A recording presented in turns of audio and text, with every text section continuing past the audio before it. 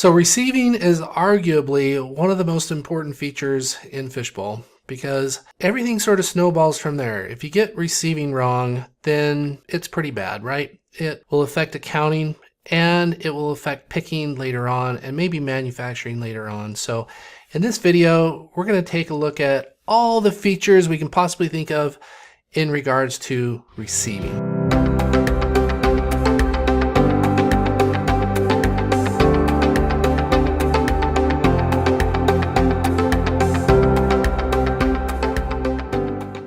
Now, here's a purchase order with two yellow lines. This is just a hold symbol is what this is. And the hold is grayed out over here. So something special is going on with this. And I see a repair service underneath that. That tells me this is probably an outsourced PO, which means we can't receive it until someone has picked, packed, and shipped it to a vendor to be hard-coded or something like that. We're shipping it out. In this case, it looks like there's a repair service, and that repair service was received probably erroneously because the two should happen simultaneously if it is what I think it is. But to find out what it is, I can click on this link.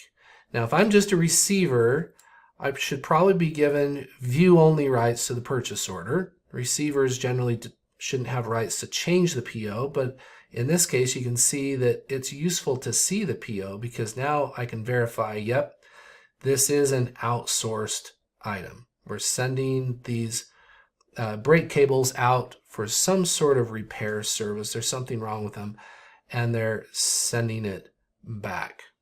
So I'll click on this link right here to go back to the receiving screen. Click, back to the receiving screen.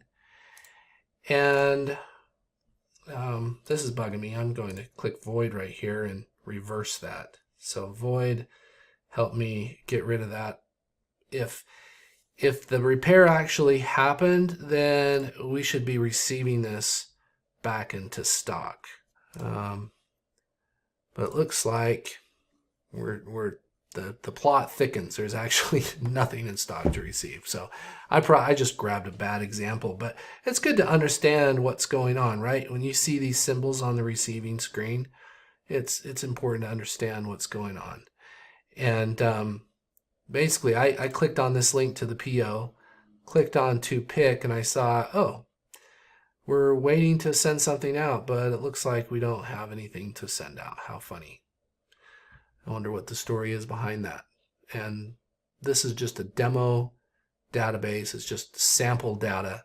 And that's the story in this case. So sometimes things don't completely make sense with sample data. Let's look at another one here. Okay. So in this case, we have a sales order. We're receiving a sales order. The time that you would receive a sales order is when the customer is returning it. Right? So oftentimes, if they're returning it, we probably want to bring it back to a returns location. We actually have a location called returns. So that's good to do. And we click the truck.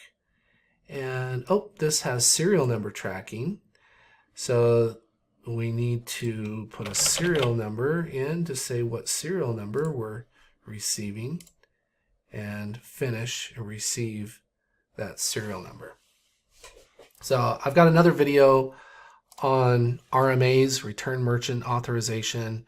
Be sure to check that video out if you want to know more about the process for returns. I do have a video on outsourced purchase orders too, so be sure to check out that video if you want to know more about outsourced purchase orders.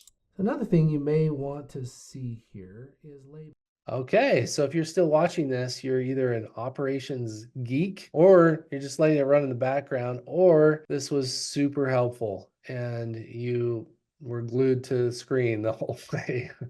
That's what we do here at Brando Consulting, is we help you decide what software is right for you. So don't hesitate to reach out And please, please, please react to this video. That tells YouTube that people like this video or if it was beneficial. Any type of reaction, YouTube says, oh, we'll let other people know about this video. So the commenting, please comment, subscribe, you know what, whatever kind of reaction you can come up with, react to this video. And we greatly appreciate it. Click the link below, come to our website, fill out a contact form. I'm Lance, inventory software expert since 2006.